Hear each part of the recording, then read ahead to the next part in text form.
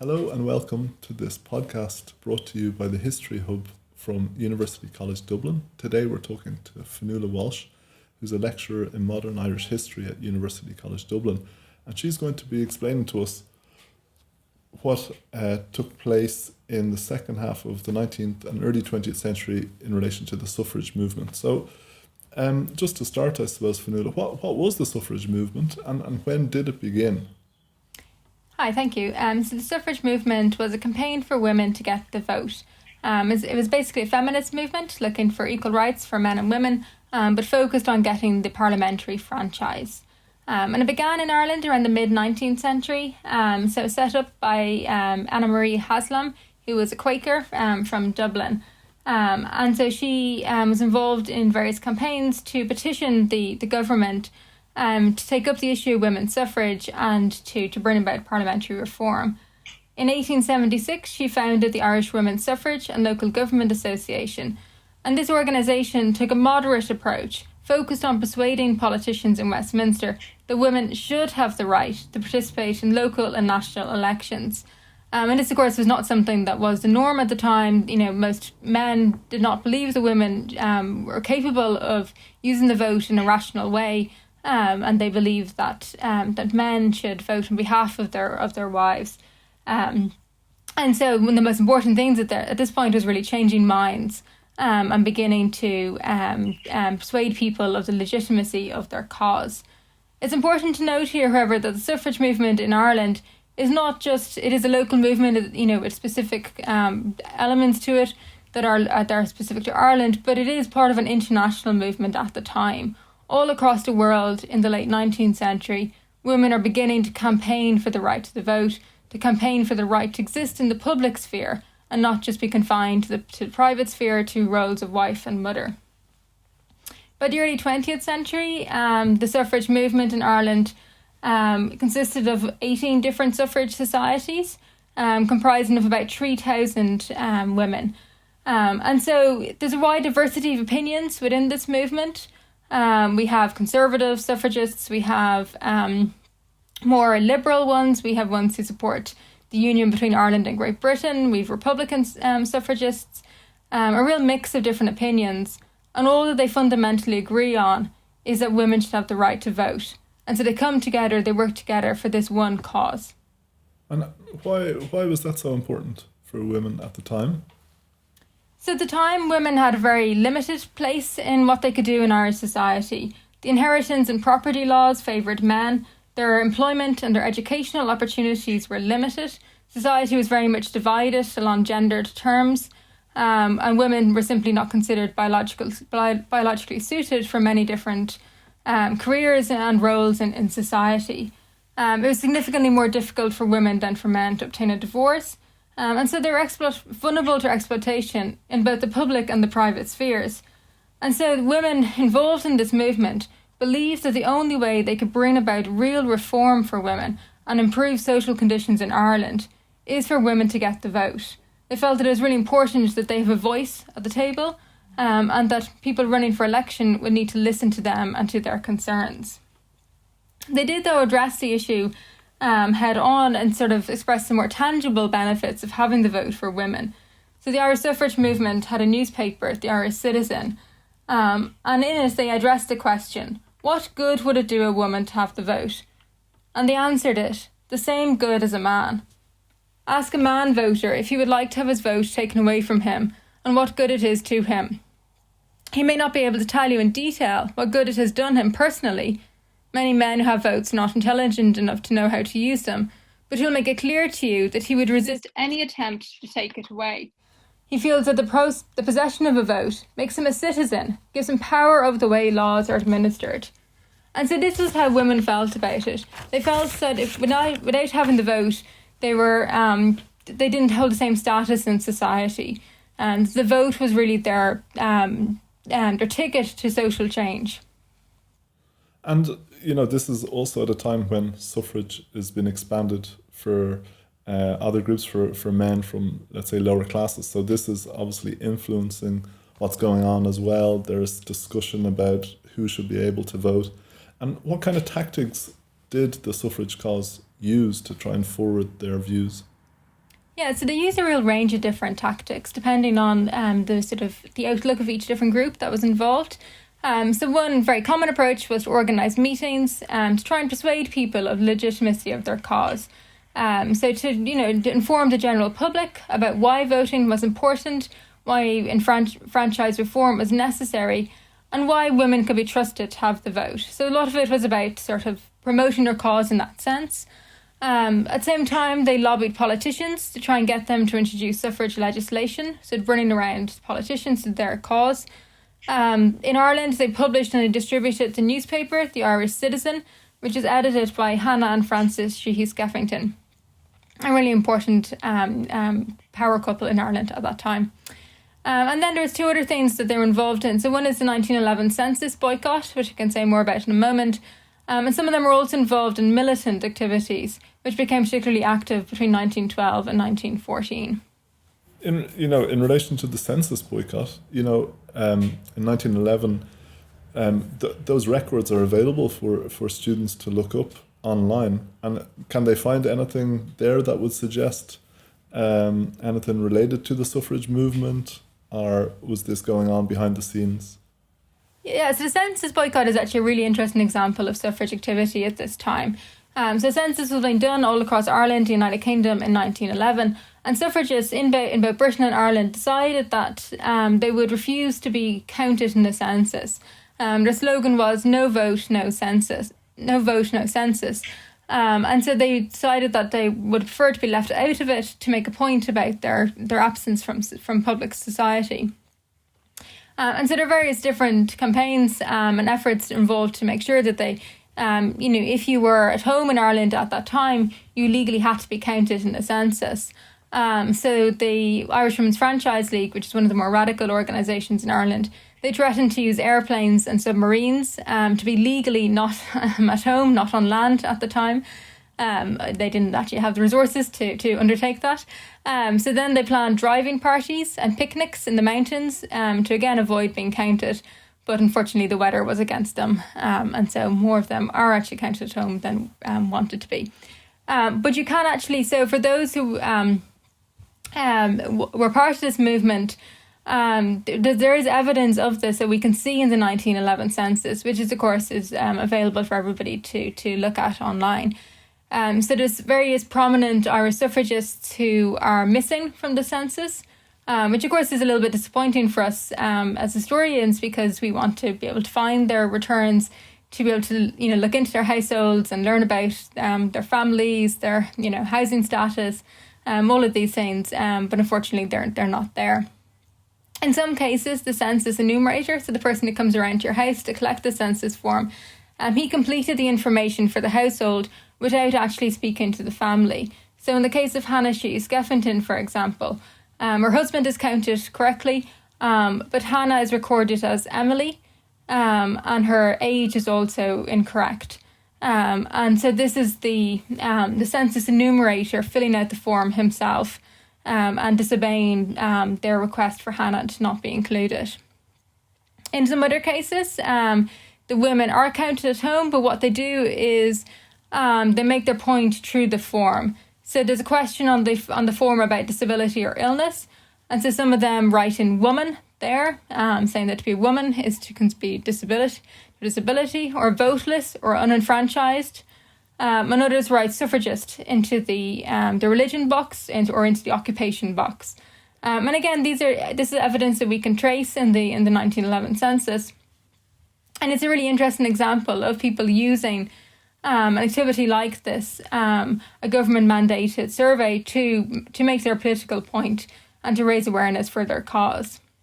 So this sounds like a really interesting idea, and it's. But you mentioned at the start there that they used even more militant kind of methods. Could you expand on them? Yeah, so in Ireland and in Britain, by the early 20th century, there's increasing frustration at how slow the progress was for women to get the vote, and how politicians were continuing to ignore them, and people were continuing to disregard their activities. And so they began to make use of more militant activities. So the Women's Social and Political Union, which is the main suffrage society in Britain, and it's founded by Christabel Pankhurst. And they decide to engage in militant activities. Effectively a low-level terrorist campaign, involving bombs, involving physical protests, damaged property, and so forth, takes place in Britain. And in Ireland, this takes place on a much more limited scale. But the Irish Women's Franchise League, which was founded in 1908 by Hannah and Frances Sheehy Skeffington, they do begin to take up this more radical approach. So what they're involved in here involves smashing windows at Dublin Castle, for example, the site of the British administration in Ireland, but also digging up golf courses in Belfast. Golf societies being sort of a symbol of the patriarchy and of everything that is keeping women out. And so they're trying to basically do as much disruption as possible. There's a very infamous example of militant activity in Ireland, but it's actually taken out by English suffragists. So in 1912, the British Prime Minister, Herbert Asquith, visits Dublin, and a group of English suffragists come over and they throw a hatchet at him, and he's very lucky to escape with his life. And they also try to burn down the Theatre Royal, where he's due to speak at an event. Now, of course, all of these suffragists were risking their liberty in these activities, and many of them did end up being imprisoned for their actions. And so they began to use a tactic of hunger striking, which of course has been used by political figures many times over the 20th century. But it's actually the suffragists who used this as a political tactic first. So they would go on hunger strike and attempt to protest what they viewed as the injustice of their imprisonment, saying that they're political prisoners, that their cause was just, and so that they shouldn't be held in prison. Okay, could you tell us a bit about the Cat and Mouse Act and how this impacted this sort of protest? So the British government, of course, did not want suffragists to become martyrs. So when they go on hunger strike in prison, the government is very afraid that these women might die on hunger strike, and so raise a lot of sympathy for their cause and make the government, look really bad for having imprisoned them in the first place. And so when the women become very ill with hunger strike, initially the authorities engaged in forcible feeding, so attempting to end the hunger strike for the women. But this is quite a risky thing to do, and in many cases it made the women very, very ill. And so instead they introduced legislation which became known as the Cat and Mouse Act. And this is a reference to the way that a cat plays with its food before eating it.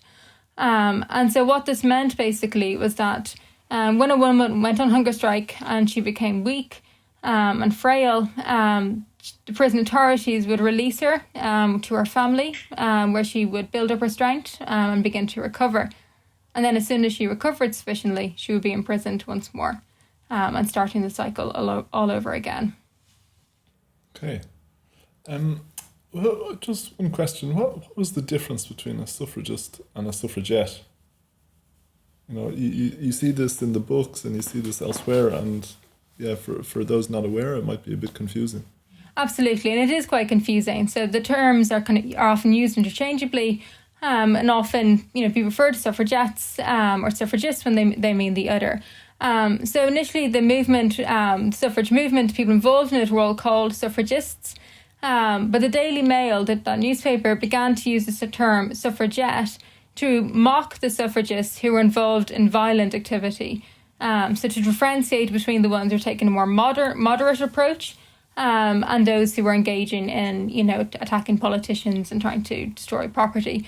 So they referred to them as suffragettes. Now, these women then took that as a badge of honour, and they said, yes, we are suffragettes. We are different. We are pursuing a more militant activity. And so they were quite happy to use it to refer to themselves. Now, often the media, did not differentiate between the two types, and in writings about this period, often everybody is referred to as suffragette. But I guess one way of looking at it is that all suffragettes were suffragists, but not all suffragists were suffragettes. So if that makes sense. Okay. You've written a book that's just come out called Irish Women and the Great War. So how did Irish suffragists respond to the outbreak of the First World War? What was their response to this? What was their reaction? Did they basically down tools because of the fact that war was going on, or did they use it as an opportunity to further their goals? It's actually quite interesting in how they responded.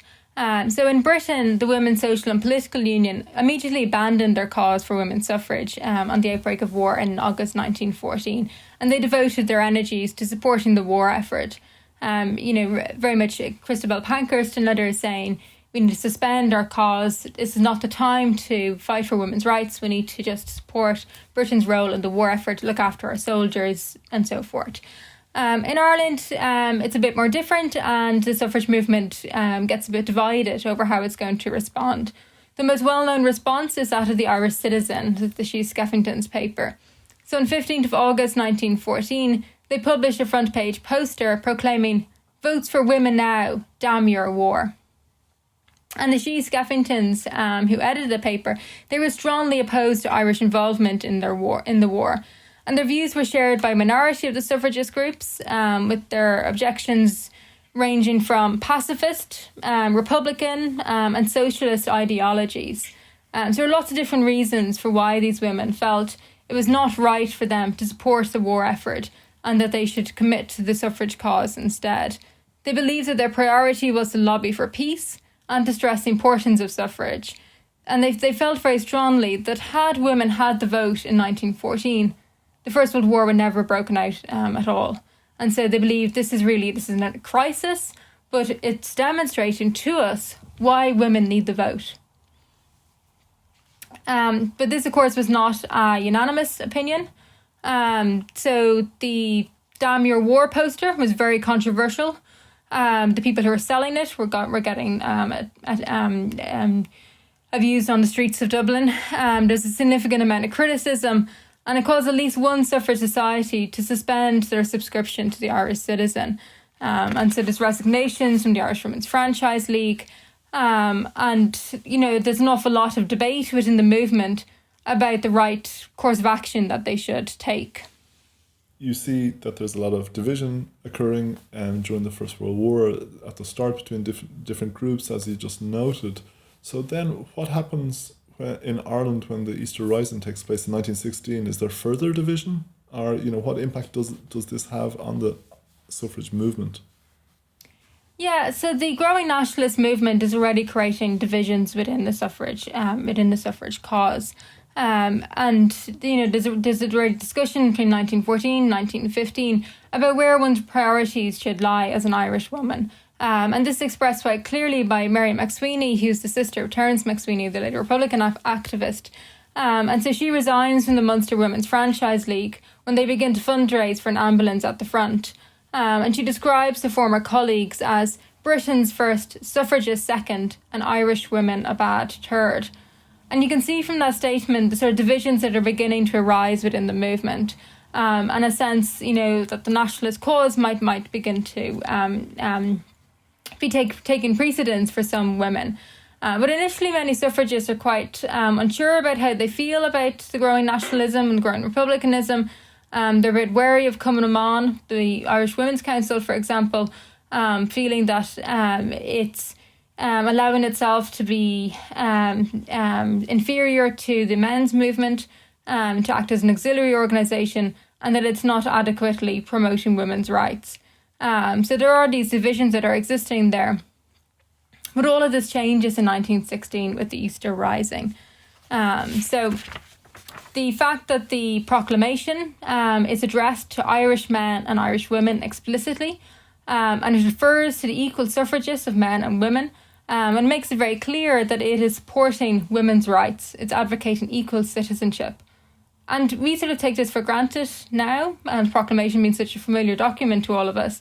But it's really quite radical for its time. And it's the influence of people like James Connolly and Thomas MacDonagh, who are very committed to the suffrage cause, that leads to that inclusion of women's rights. It's such a clear way in the proclamation. So the proclamation, together with the fact that women were involved in the rising in combatant positions, were challenging traditional gender roles through their activities.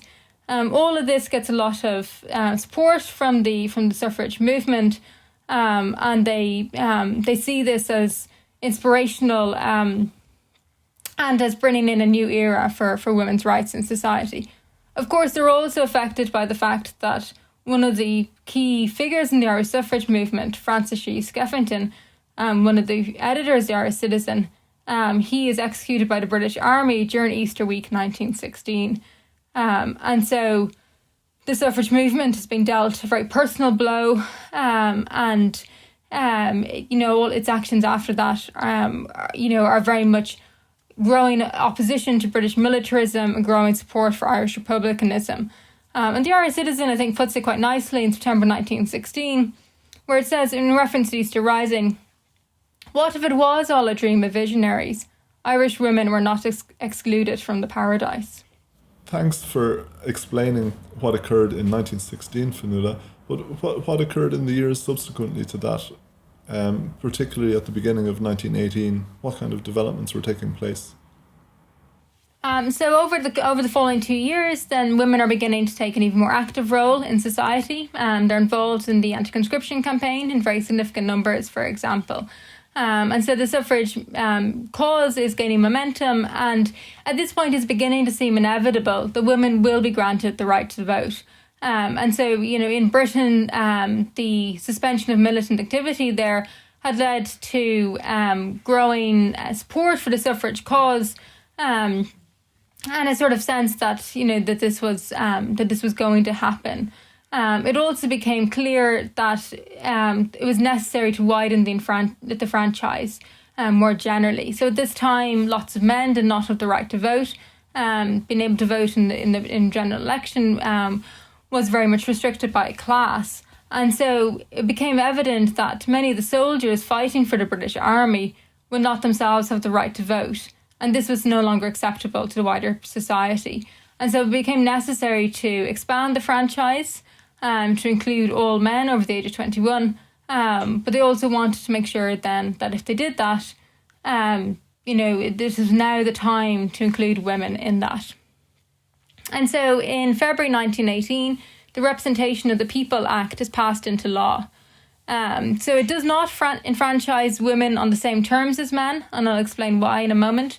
But it gives the parliamentary vote to all women over the age of 30 who are householders, the wives of householders, occupiers of a property of a yearly value of not less than £5. So if they're renting, reasonably well-off property, or who are university graduates, as a minority of women were at the time.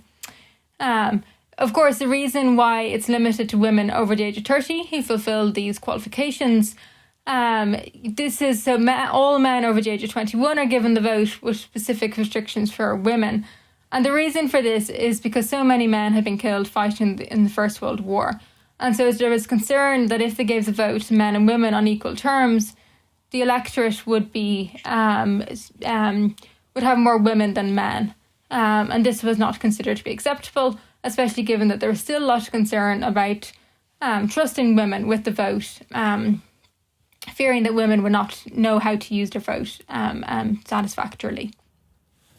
How did, you talked at the beginning about how this was part of an international movement. So how did Ireland and Britain compare to other countries like France, like New Zealand, at kind of different extremes? The women in France do not get the vote until after the Second World War. So there's a significant gap in time there. And Switzerland, for example, is not until the 1970s that women get the vote. So there are several countries where women get the vote around the time of 1918. So it's quite the immediate years after the First World War. There's a high rate of suffrage achieving its cause at that time. But as I say, it doesn't happen everywhere at that stage. So what happens then? You just talked to us about how in February 1918, legislation is drawn up to allow women to vote. So later that year, at the end of 1918, there is an election where women could vote or run. So can you tell us about their participation in this election? Yeah, so the First World War ends in November 1918 with the armistice on the 11th of November. There were no elections held during the war, so it is necessary that an election will be held almost immediately after it ends, all across the United Kingdom, so of course including Ireland at that time. And so this election is the first one that women have the right to vote, but also to run for election. And so on the Irish nationalist cause, Cumann na mBan get very involved in informing nationalist women about their right to vote, educating them about how to vote, and making sure that all of those who were interested in doing so had the means to get to the polling station and to cast their vote. On the Ulster Unionist cause, on the Ulster Unionist side, they did the same. Again, heavy involvement in education campaigns and mobilising women to get out and to use their vote. So in this election, there are two women candidates on the island of Ireland. One of them is Winifred Carney in Belfast, and the other is Constance Markievicz, who's running in Dublin. Winifred Carney is running in a heavily unionist area, and so she has very little chance of being elected, and indeed is not elected. However, Constance Markievicz does succeed in the St Patrick's constituency in Dublin. And she's actually in prison at the time in England for her role in the Easter Rising. And she's in prison with Kathleen Clark, a fellow Republican. Kathleen Clark describes in her memoir the joyful response of Markievicz to the news of her election, saying that Madame got so excited, she went yelling and dancing all over the place. And the prison guards apparently joined in the celebrations and were, congratulating Markievicz on her success. Because, of course, Markievicz was not only the first Irish female Member of Parliament, she was the first female Member of Parliament in Westminster, in London. But as a member of Sinn Féin, she did not take her seat. They had an abstentionist policy. But she did become the first Minister for Labour in the first Dáil when it begins in 1919. And her election encourages female Republican aspirations. And becomes a sort of rallying call that women can have a place in politics and their vote can make a real difference. Of course, at this stage, I say, only some of the female population have the right to the vote. But in 1922, under the terms of the Free State Constitution, all women over the age of 21 are granted the right to vote on the same terms as men. And this is a full 6 years ahead of the United Kingdom, so including Northern Ireland. It's not until 1928 where women get the vote on the same terms as men. Just one thing, earlier you were talking about suffrage being extended after the war so that soldiers who had fought in the British Empire could also vote, and you were mentioning class. So what did class did women from different social classes, were they involved in the suffrage movement, or was it dominated by those from the upper classes? So there's a real mix of women involved in the movement. It is primarily led by women from upper classes, from the middle and upper classes, many of them who are university graduates, such as Hannah Shea's Skeffington, for example. And these are very much the minority of women at the time. It's only a third of all girls who are taking their intermediate examination, so the equivalent of the Leaving Cert at that time. So it's really a very small minority of them who are going on to university. But of those who do go on to university, there's a very strong chance they're going to end up involved in suffragist movement and in the wider feminist movement. These women are the ones, in a sense, who are taking the lead. And they're also, they have the time, so they are likely to have servants if they have children. So, many women, simply the domestic burden was too high to give them the space to actually be involved in the full-time level in these organisations. But there is a real mix, and there is, there are women who are coming into the movement through links with the trade union movement, for example, with trade union organisations. So there's this, there is a working class cohort to the movement as well. It is also in Ireland. It is primarily led by Protestants as well, despite the fact that the majority of the population, of course, is Catholic.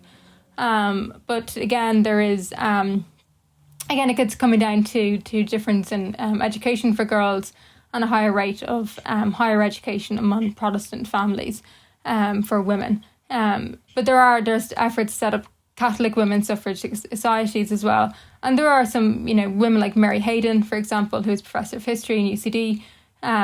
She was a Catholic and heavily involved in promoting the suffrage movement among fellow Catholic women. Okay, thanks for this absolutely fascinating overview of the suffrage movement in Ireland. And maybe just to end, could you explain why it's important to learn about such a movement to people out there? Absolutely. And so this might seem very obvious to us now that the suffrage movement is important and should be considered.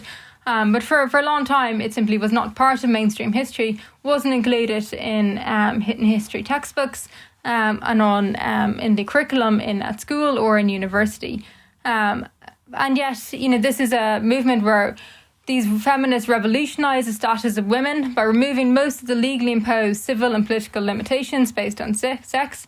They politicised an entire generation of women who became involved in the Irish nationalist and unionist movements, just affecting the course of Irish politics.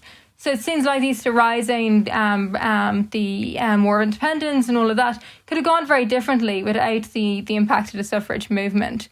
They brought attention to conditions of employment and domestic life, leading to improvements in this area. So it's not just about literally having the right to vote, it's generally about improving conditions in Ireland, making Ireland more democratic, more equal. It's also unifying women from diverse religious and political backgrounds, offering a rare opportunity for collaboration and cooperation in what is an increasingly divided country. And one nice example of this is the December 1918 election. Anna Haslam, Mary Hayden and Hannah Sheehy Skeffington all voted together in Rathmines in Dublin, but they all voted for three different political parties. So Anna Haslam votes for the Conservative Party, Mary Hayden for the Irish Parliamentary Party, and Sheehy Skeffington for Sinn Féin. These women had very different party political allegiances, yet they'd all worked together and fought together for the right for women to have the vote. And so they stood together, on that momentous day in December 1918. This is a liberal progressive movement. And I think it demonstrates very well the mix of ideas circulating in Ireland at that time. Often we focus on the conservatism of the Free State and the traditional roles for women at the time. But really, from looking at the suffrage movement, you get a really strong sense of a dynamic internationalist movement with strong links with other countries, with much wider concerns than just nationalism, interest in a whole range of political ideologies, and in wider feminist histories. But despite all of this, for many years, it has been obscured in traditional political histories of Ireland and in other places. And by recovering this history, it allows us to defend against the accusation that women are invisible in history because they do not participate in politics. This is a highly visible and international political movement, and it cannot be argued that it is unworthy of historical attention. And through learning about it, I think we can better understand gender relations and power structures in Irish society today. Okay, thanks Fionnuala for this brilliant explanation and insight into this extremely important movement.